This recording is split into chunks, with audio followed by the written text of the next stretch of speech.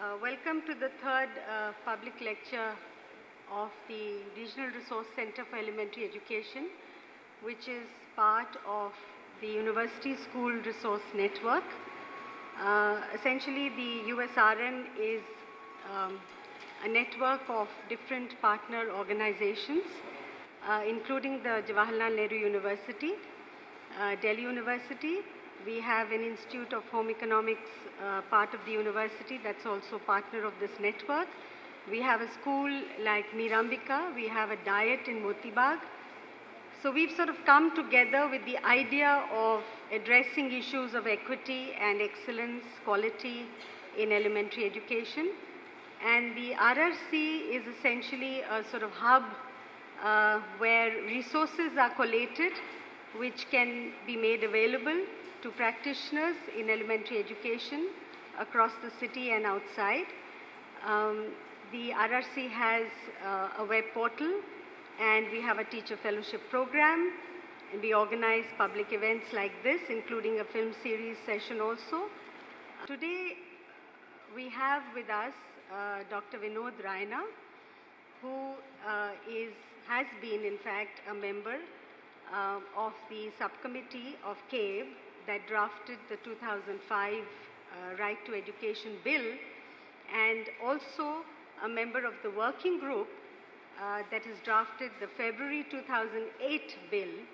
You know, that education should be a fundamental right of the children of India is almost a truism, and yet it is not yet a reality. Dr. Vinod Raina is a PhD in physics from the University of Delhi, where he worked at the Computer Center from 1975 to 86, and also has been a founding associate director of Eklavya from 1982 to 1992, and as I said, a member of the working group that has worked on the 2008 draft. We are also fortunate to have with us Dr. Sharada Balagopalan, who is Associate Fellow at the Center for the Study of Developing Societies.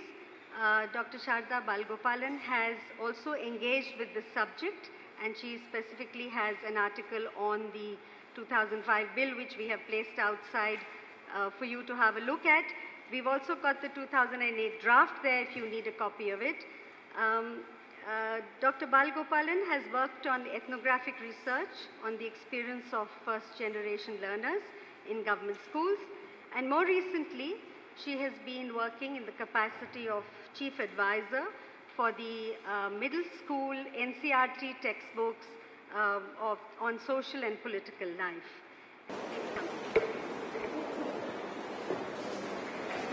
We just begin?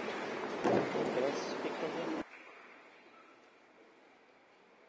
I think the BLEd course in Delhi University is one of the most unique courses anywhere in this country and perhaps the world. And the people who put together this course, which includes Professor Poonam Batra and others who are in this room, and all of you who are going through that course, need congratulations and best wishes. Before I talk about the Education as a Fundamental Right bill, it may be useful to give you why we consider in 2008 still that we need something like a law, a legislation in education. लगभग 19.5 करोड़ बच्चे हमारे हैं जो 6 से 14 साल की उम्र के हैं, और 6 से 14 साल इसलिए क्योंकि वही that is the age group identified for as a fundamental right age group.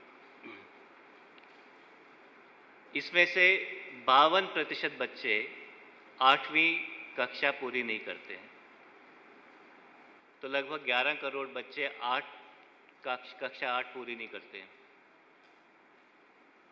बाकी 9 करोड़ में से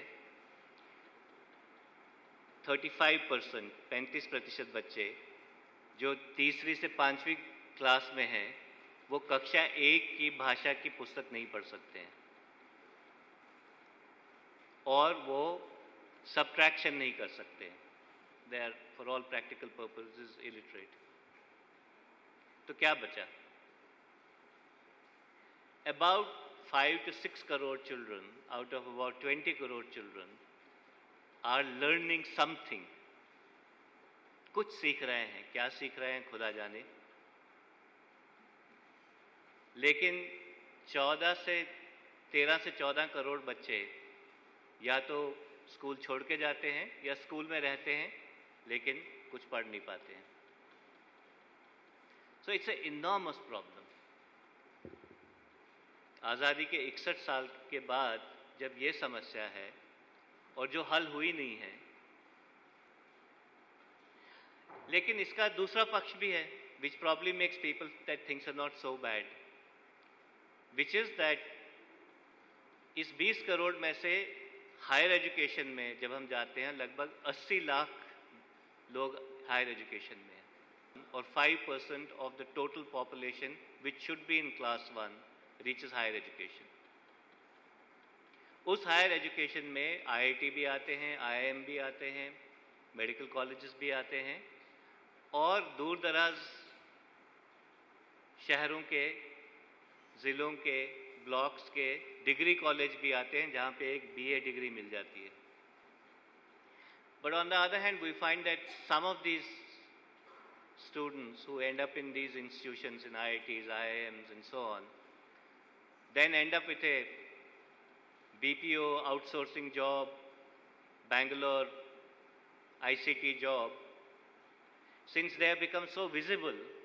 So everyone thinks that India has one of the finest education systems which is producing such a large number of people who are now at the forefront of what is called the service economy of India, and which is providing this 9% economic growth rate that everyone in the world is talking about.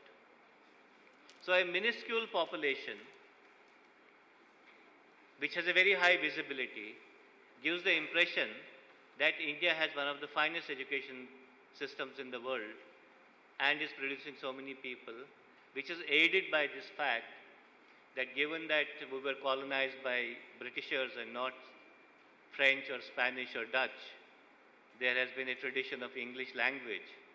And since ICT and Mr. Microsoft uses English, therefore Indians have an advantage in global markets because of their ability to use English language, say better than even Chinese and Japanese and Koreans.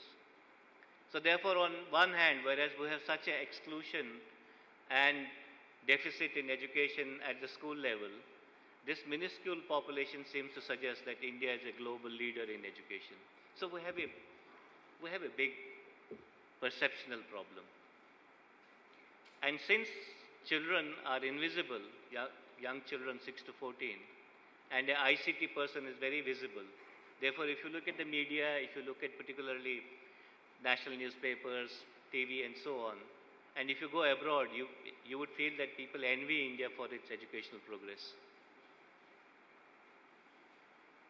So we have this contrast.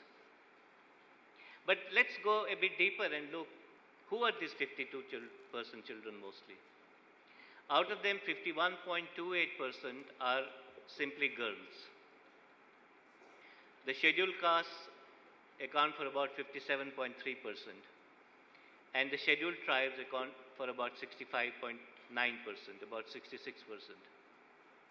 So it's clear that those segments of population for whom education was meant to be empowering, which would help to bring them at par with those whose social mobility is otherwise guaranteed, they are the ones who get eliminated by class 8 level mostly, girls, SCs and STs.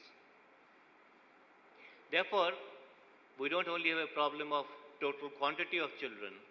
If you differentiate it further, you find that there is a social basis for this exclusion. And that social basis is that those who should have had the maximum benefits from education are the ones who are not able to participate in it. Therefore, we have not just the maintenance of social disparities, perhaps heightened disparities in these 60 years of independence.